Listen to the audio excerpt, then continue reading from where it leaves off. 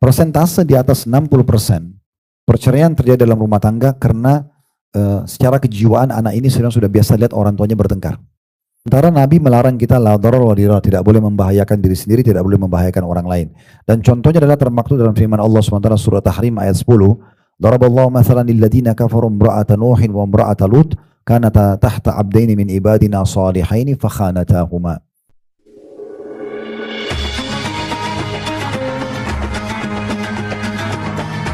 Yang subscribe, semoga hidup kaya raya, mati masuk surga.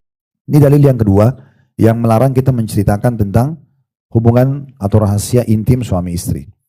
Kemudian dalam riwayat lain, riwayat Abu Daud disebutkan, hal minkum rajulu idza ata ahlahu fa aghlaqa alaihi babahu wa alqa alaihi satrahu wastatara bi satrillah. Qalu na'am. Qala thumma yajlis ba'da dhalika fayaqul fa'altu kadha fasakatu. ثم أقبل على النساء فقال هل منكن من تحدث فسكتنا فجاءت فتاة كعاب على إحدى ركبتيها وتطاولت لرسول الله صلى الله عليه وسلم ليراها ويسمع كلامها فقالت يا رسول الله إنهم لا يحدثون وإنهن لا يحدثن فقال هل تدرون ما مثل ذلك إنما مثل ذلك مثل الشيطانة لقيت شيطانا في السكة faqadha hajatahu wan nasu yanzuruna ilai.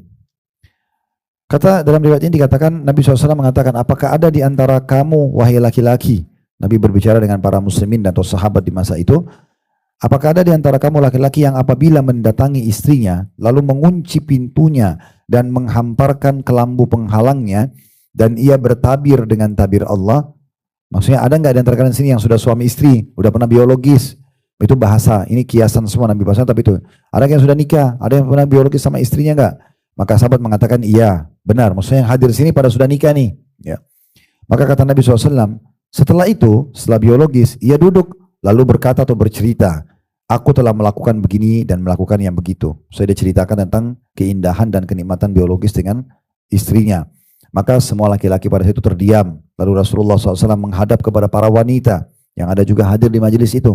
Kemungkinan besar ini selepas sholat, karena biasanya kalau gabung laki-laki perempuan selepas sholat, laki-laki di belakang Nabi, perempuan di belakang saf laki-laki. Apakah ada di antara kalian wahai para wanita yang membicarakannya? Ada juga enggak di antara kalian wahai para wanita cerita tentang biologis sama suaminya? Mereka terdiam. Kemudian bangkitlah seorang gadis baru besar atau belia, ya, atau atas salah satu lututnya, ya, dan mendongakkan diri kepada Rasulullah SAW sehingga beliau melihatnya. Maksudnya sengaja wanita itu menampakkan diri ke Nabi supaya dikasih kesempatan untuk bicara dan mendengar ucapannya supaya Nabi lihat dan Nabi dengar. Lalu perempuan itu berkata, wahai Rasulullah, sesungguhnya para lelaki membicarakannya, demikian pula para wanita. Maka Rasulullah SAW bersabda, apakah kalian tahu apa perumpamaan hal tersebut? Sesungguhnya perumpamaan hal itu adalah seperti setan wanita yang bertemu dengan setan laki-laki di jalan, maka ia lampiaskan hajatnya sedangkan manusia melihat kepadanya. Diriwayatkan oleh Abu Dawud dan disebutkan oleh Syekh Al-Albani dalam Sahihul Jami'. Artinya riwayatnya adalah riwayat yang sahih. Riwayat ini memberikan pelajaran kepada kita, bolehnya seorang guru bertanya kepada muridnya atau kepada audiens, ya. Ada enggak yang belum sholat di sini? Ada enggak yang belum puasa? Ada enggak yang belum menjalankan zakat, menunaikan zakat misalnya? Ada enggak yang belum haji? Ada enggak yang belum menikah? Nah, itu boleh ditanyakan. Karena tujuan pertanyaannya untuk memberikan informasi ilmu agama. Itu dibolehkan. Tapi ini hanya sebatas pertanyaan seseorang yang memang mau menyampaikan sebuah informasi yang bentuknya edukasi. Ya, kalau orang nanya, semua orang ditanya, gitu kan? Itu nggak boleh. Ya, karena tidak semua pertanyaan ya, membuat orang nyaman. Bahkan pada hal kecil, misalnya ada teman kita pakai tas tertentu, lalu kita tanya, kenapa kamu pakai tas ini? Kamu tadi keluar pakai mobil apa ke sini? Itu tidak diperlukan. Ya. Semua itu tidak perlu. Fudulul kalam, perkataan yang tidak diperlukan. Bisa saja mengganggu orang yang sedang kita tanya, gitu ya. Jadi termasuk adab dalam berbicara adalah kita tidak menanyakan hal-hal yang bisa menyinggung orang lain atau bahkan membuat orang lain tidak nyaman. Kecuali kita punya hak di situ. Misalnya kita kehilangan barang dan kita lihat orang itu memegangnya, lalu kita nanya, gitu, itu tidak masalah. Atau tadi ini seorang guru, Nabi SAW sebagai seorang guru beliau tanya, ya, ada enggak di kalangan laki-laki di antara kalian yang sudah menikah? Nah, mereka bilang iya. Terus Nabi lanjutkan. Lalu setelah itu habis dia biologis, dia cerita sama teman-temannya. Nah, mereka terdiam. Tujuannya Nabi bukan supaya mereka cerita kalau mereka biologis, tapi Nabi mau tahu ada yang pelaku ini enggak? Karena ini ada yang saya mau sampaikan. Nah, betul juga Nabi setelah lihat laki-laki terdiam berarti ada isyarat mereka melakukannya. Karena kalau tidak pasti mereka bilang tidak ya Rasulullah, kami tidak ada yang cerita. Lalu Nabi menghadap kepada wanita. Ini pelajaran yang kedua, yaitu bolehnya seorang laki-laki mengajar agama di depan perempuan. Nah seperti ini kita isi pengajian. Ya, gitu. Karena Nabi SAW menghadap kepada para audiens wanita. Dalam riwayat lain juga pernah ada wanita datang mengatakan, ya Rasulullah, waktu Anda buat laki-laki banyak. Tolong luangkan waktu buat kami, para wanita. Maka Nabi SAW tentukan waktu dan tempat, lalu beliau pun menyampaikan di antara hadis tentang wanita kalau meninggal anaknya sebelum balik 2 atau 3 dia dijamin masuk surga. Ada yang bertanya bagaimana kalau 2 ya Rasulullah, 2 juga ya, dan seterusnya. Jadi ini pelajaran yang kedua yang bisa diambil ya. Kemudian pelajaran yang ketiga, bolehnya seseorang kalau dilemparkan pertanyaan menjawab sesuai dengan pengetahuan dia. Di sini ada seorang gadis disebutkan dalam riwayat, memang sengaja karena Nabi tanya, ada enggak di antara kalian yang melakukan, yang sudah menikah, laki-laki, perempuan sudah menikah? Ya. Baik, ada yang cerita enggak biologisnya? Mereka diam semuanya. Nah, karena ini butuh jawaban, Nabi bertanya, maka tampillah si wanita ini. Dan karena dia tulus niatnya untuk menyampaikan, memang ya Rasulullah betul seperti yang Anda katakan, mereka saling cerita, tujuannya bukan menjatuhkan karena tidak menyebut nama. Ya, dia cuma mengatakan benar, di Madinah ini orang lakukan, laki-laki lakukan, perempuan lakukan. Tujuannya supaya Nabi SAW bisa memberikan nasihatnya. Nah di sini besar sekali faedahnya kalau dia niat ikhlas karena Allah. Bayangkan Bapak Ibu sekalian, hadis ini sudah lebih 1400 tahun yang lalu disebutkan. Tapi siang ini masih Allah sampaikan ke kita dengan caranya. Ditulis dalam buku, kemudian kita baca, kita bedah, di live-kan. Mungkin ada teman-teman juga yang tidak hadir di sini bisa mendengarkan. Ini semua dengan hikmah Allah SWT terjadi. Sehingga bisa sampai hadis ini kepada kita. Gitu ya. Itu menandakan wanita si gadis tadi ini mendapatkan pahalanya. Nah gitu. Dia mendapatkan pahalanya nih. Karena dia yang mengatakan kepada Rasulullah, ya Rasulullah benar. Sampai Nabi keluarkan nasihatnya. Ya. Pelajaran yang terakhir yang bisa diambil adalah hukuman bagi orang yang melakukan perbuatan ini, ya. Karena Nabi SAW menggambarkan mirip dengan riwayat sebelumnya, seperti setan laki-laki bertemu dengan setan perempuan di jalan lalu berzina atau biologis. Riwayat ini dibalik, seperti setan perempuan mendatangi setan laki-laki. Berarti memang menandakan dalam biologis bisa saja laki-laki yang memulai atau perempuan yang memulainya. Nah seperti itu gambarnya. Tetapi itu hal yang dibolehkan suami atau istri yang memulai biologis. Tapi di sini digambarkan syaitan laki-laki yang memulainya atau setan perempuan yang memulai sama saja. Dua-duanya itu kalau dia lakukan di jalan, lalu orang semua lihat, seperti itulah perumpamaan orang yang menceritakan tentang biologisnya gitu ya. Baik, itu perkara yang pertama tentang rahasia rumah tangga, tidak boleh menceritakan hubungan intim gitu ya. Baik, sekarang ada perkara yang kedua di halaman 75. Kata beliau, adapun perkara kedua, yakni membawa keluar rumah percekcokan suami istri. Pada banyak kasus justru menambah ruwetnya persoalan. Pihak ketiga ikut campur dalam perselisihan suami istri hingga pada sebagian besar kasus menambah persoalan baru. Sekarang sederhanakan. Kalau mau mudah ya, kalau sedang ada masalah apa, coba bicara sama orang yang ada kepentingan. Misalnya ibu masalah sama suami, ya bicara sama suami saja. Bicara sama satu orang saja. Suami masalah sama istrinya saja. Tidak usah melebar kemana-mana. Kemudian yang kedua, fokus ke topik bahasan. Masalahnya apa nih? Semalam tidak layani biologis. Fokus itu saja. Ya, janji apa yang belum dipenuhi, fokus itu saja. Gak usah merembet bahasanya kemana-mana. Karena merembet bahasan kemana-mana melahirkan permasalahan baru.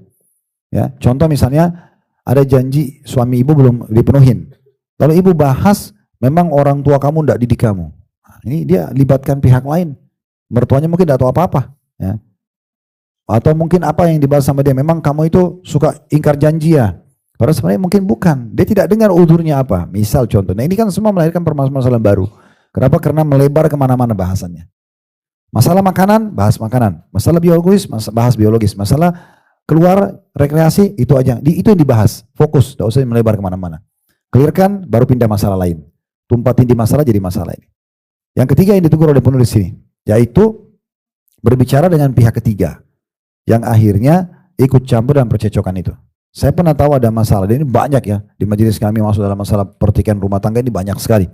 Kalau kami juga adakan daurah keluarga biasanya yang 2 bulan 3 bulan sekali di luar kota, kita undang nginap di hotel lalu bahas itu banyak sekali yang konsultasi dan menyebutkan permasalahan mereka. Tapi yang paling sering kalau masalah perceraian terlibatnya orang ketiga. Nah, terlibat orang ketiga bisa persentasenya 20% dari pertanyaan orang, lalu kita respon, kamu ada masalah nggak sama suamimu? Ada masalah nggak sama istri? Lalu kita respon, itu 20% aja. 80% dari orang ini, dia yang ngomong sama orang. Nah, akhirnya orang ketiga merasa dilibatkan, mulailah dia memberikan masukan-masukan. Ya. Sedangkan orang yang sudah dianggap paham agama saja belum tentu bisa berikan masukan yang baik, apalagi orang yang tidak paham agama. Contoh, laki-laki masalah sama istrinya, lalu dia pergi ke karaoke, bicara sama pelacur. Gimana caranya dia dapat solusinya? Gak mungkin. Kalau dia ke rumah ibunya, mungkin ibunya doakan, lain. Kan gitu. Atau banyak kasus terjadi rumah tangga ribut, perempuan masalah sama suaminya, cari teman laki-laki ya di Facebook, di sini dan situ. Terus konsultasi, bicara. Nah, mulailah laki-laki hidung belang ini masuk ke masalah dia. Dan kadang-kadang kita lupa teman-teman, kita kan ini hidup sekian tahun sama pasangan. Dari sekian tahun itu, misalnya 1 tahun aja sudah 365 hari. Kita kalau jujur melihat fair, kita akan temukan persentase kebaikan pasti lebih baik daripada persentase keburukan. Itu sudah umum. Sebagaimana kita sehat lebih baik daripada sakit. Itu. Pasti lebih banyak waktu-waktu yang nyaman daripada waktu tidak nyaman. Harusnya begitu kan. Tapi di saat kita sedang ada masalah di satu titik dengan pasangan, syaitan besar-besarkan sehingga akhirnya itulah yang kita bahasakan ke orang-orang yang tidak benar ini. Ketemu laki-laki tidak benar di karaoke, atau perempuan tidak benar di karaoke, atau di luar sana. Nah, pada saat dia membahasakan, orang ini mengetahui inti permasalahan kita yang sedang ada. Misal biologisnya tidak terpenuhi. Nah, dia hadir menutupi kekurangan itu. Dia langsung hadir. Atau istri saya nggak pernah bilang ini dan itu, atau suami saya tidak pernah bilang sayang dan segala macam. Lalu si orang buruk ini ngisi kekosongan itu. Dia pikir dia sudah sempurna. Begitu dia cerai sama pasangan lalu dia nikah sama orang yang buruk ini, baru dia tahu ternyata keburukannya ini lebih banyak. Nah, itu jadi masalah. Karena kita lupa kebaikan orang dan bermula karena bercerita pada orang yang ketiga. Ini bahaya, ya. Oleh karena itu tadi saya sudah buka pembicaraan kita. Kalau bicara sama orang yang ketiga pun harus ahlinya dan hanya konsultasi. Nah, ini cuma sampaikan masalahnya, ada jalan keluar nggak ada, nggak usah. Tapi bicara juga sama ahli penting ya, sehingga kita bicara tidak salah. Karena kalau ibu dan bapak lagi sakit, bicaranya sama tukang batu lain gitu kan, nggak akan dikasih solusi yang terbaik gitu. Nah, tapi kita bicara sama dokter pun kita bicara sama yang umum, sama yang spesialis, bidangnya akan beda. Nah, seperti itulah kurang lebih gambarannya. Lalu beliau mengatakan jalan keluarnya, jika orang lain ingin membantu, terutama orang yang paling dekat dengan keduanya, yaitu dengan melakukan surat menyurat antara keduanya. Hendaknya tidak mencampuri urusan tersebut kecuali karena alasan menjadi pihak yang mendamaikan secara langsung. Ketika kita lakukan sebagaimana yang diperintahkan Allah Subhanahu wa taala dalam surah An-Nisa ayat 35 yang berbunyi, "Fab'athu hakaman min ahlihi wa hakaman min ahliha in yurida islah yuwaffiqillahu bainahuma." Maka kirimlah seorang hakam, maksudnya juru pendamai dari keluarga laki-laki, dan seorang hakam, maksudnya hakim di sini penengah ya, dari keluarga perempuan. Jika kedua orang hakim itu bermaksud mengadakan perbaikan, maka niscaya Allah akan memberi taufik kepada suami istri itu. Ini Allah kasih solusinya. Ya. Tapi ayat ini perlu kita jabarkan dulu. Kita jangan pindah kepada hakam atau hakim ya, bahasa Arabnya hakam. Dalam ayat ini dikatakan begitu, ya. Ke orang yang ketiga untuk menengahi kita, kecuali kita sudah mentok, nggak ada jalan keluar. Misal contoh sudah bertahun-tahun nih, kalau kita bahasakan sudah berkarat permasalahannya. Selalu kita nasihatin pasangan tidak mau berubah-berubah.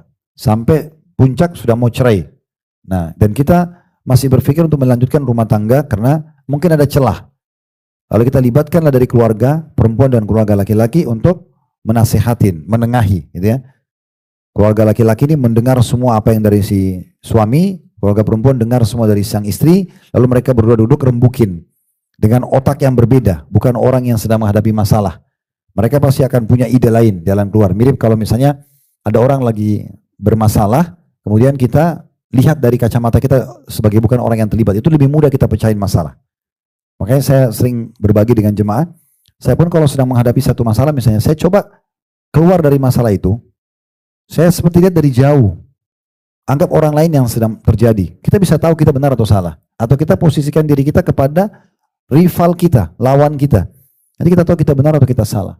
Biasanya begitu. Nah, itu lebih bijaksana, gitu ya. Supaya kita nanti kalau salah kita minta maaf, kalau kita benar kita bisa tegakkan argumentasi atau hujjah pada dia. Kamu salah loh karena ini. Karena kita sudah lihat dengan kacamata luar gitu ya. Nah sekali lagi, melibatkan orang ketiga dari dua pihak keluarga atau dua orang yang bisa dipercaya, ya itu kalau sudah mentok, udah nggak bisa komunikasi keduanya. Jangan dari awal masalah sudah libatkan orang ketiga, jangan. Membiasakan orang ketiga selalu menengahi kita, ini juga banyak membuka pintu-pintu rusaknya rumah tangga. Mungkin permasalahan kali ini dia berhasil menengahi, permasalahan depan belum tentu. Karena mungkin yang sedang kita konsultasikan ini juga lagi ada masalah. Nah, misal, mungkin yang pertama dia tenang, dia masih fresh berpikir. Yang kedua mungkin belum tentu. Nah seperti itulah ya. Jadi libatkan mereka dan itu per kasus saja Bapak Ibu sekalian ya. Kalau kita libatkan seseorang, kasus ini sudah selesai. Tidak perlu setiap saat kita selalu bicara sama dia. Nanti kalau ada masalah lagi, biasa sama dia bisa sama orang lain. Ya, itu penting karena jiwa manusia ini berubah-ubah. Bisa saja sekarang dia lagi fit, idenya bagus, bisa saja ke depannya idenya kurang bagus karena dia kurang fit atau dia lagi ada masalah. Nah ini bisa saja kualitas penyampaian juga kurang gitu ya. Nah, ini poin-poin penting yang harus kita perhatikan teman-teman sekalian. Jadi sekali lagi An-Nisa ayat 35 melibatkan orang ketiga sini dia ahlinya dan dari dua pihak kalau sudah mentok tidak ada lagi bisa terbuka komunikasi di antara keduanya. Selama Bapak Ibu masih bisa komunikasi aja. Dan ingat ya, namanya manusia kita pasti punya kekurangan dan kelebihan. Yang terbaik adalah yang salah minta maaf dan jangan pernah ulangi, yang benar memaafkan, buka lembaran baru. Tapi bukan berarti kalau pasangan kita suka memaafkan lalu kemudian kita terus-menerus buat salah, jangan. Karena akan melahirkan kejenuhan juga gitu ya. Tapi kita bijaksana, kalau kita salah, kita akui salah, kita berusaha untuk memperbaiki dan jangan ulangi. Nah sehingga rumah tangga itu selalu dalam keharmonisan. Nah itu yang dimaksudkan dalam poin ini tentunya. Jadi mudah-mudahan ini bisa ditangkap pesannya. Sekarang perkara yang ketiga, yang terakhir tentang masalah rahasia rumah tangga, yaitu tidak membuka kepada umum rahasia dan kekhususan apapun. Ya. Di sini dikatakan oleh yaitu mengundang bahaya bagi rumah tangga adalah salah satu dari anggota dengan menyebarkan rahasia-rahasianya. Ini tidak boleh. Ya, sebab ini termasuk dalam sabda Nabi SAW, la darar wa la dirar. Tidak boleh membahayakan diri sendiri, tidak boleh pula membahayakan orang lain. Anggota keluarga ya. Nah, saya berbagi tips sederhana. Ibu dan bapak sekalian suami istri, lingkup kita suami istri. Jangan libatkan anak, ya. Jangan libatkan saudara, jangan libatkan orang tua. Kecuali dalam keadaan kita mentok dan membutuhkan itu. Dan itu pun harus ahli tadi. Saya anak kita memang sudah dewasa banget. Dia sudah sarjana, dia bisa bijaksana, dia bisa ngomong sama ayahnya, dia bisa ngomong sama ibunya, oke. Tapi kalau masih anak-anak jangan, ya. Ada sebagian ibu saya temukan dalam rumah tangga begitu. Dia bicara ke anaknya yang masih 7 tahun, 8 tahun tentang hal yang dia tidak suka tentang suaminya. Jadi si anak ini tumbuh benci ayahnya. Ini bahaya sekali, hati-hati Bu, jangan dilakukan. Karena biarkan anak kita menjadikan ayahnya sebagai idolanya. Biarkan anak kita menjadikan ibunya sebagai idolanya. Jangan kita yang menjadi penyebab dia benci orang tuanya. Ini nggak boleh. Ya, gitu. Kita harus betul-betul bisa menjadikan ini sebagai sebuah pegangan. Berbeda kita tidak bicara kasusnya kalau memang ayahnya atau ibunya itu orang rusak. Rusak akidahnya, rusak akhlaknya, segala macam itu lain. Tapi kalau enggak, jangan kita lahirkan kebencian. Jadi kalau kita libatkan anak memang yang sudah dewasa sekali dan memang dia ahli di bidangnya. Atau kita fokus saja begini. Suami istri, pecahkan sama-sama. Sudah mentok baru keluar. Ya. Nah kalaupun kita keluar teman-teman, keluar pada orang-orang terdekat yang bisa dipercaya. Anak misalnya ya. Mungkin ya mertua, orang tua gitu ya. Dan tolong garis bawahi, hindari konsultasi curhat sama asisten rumah tangga. Maaf saya bahasakan ini ya. Karena mereka rata-rata tidak akan sama kita seterusnya.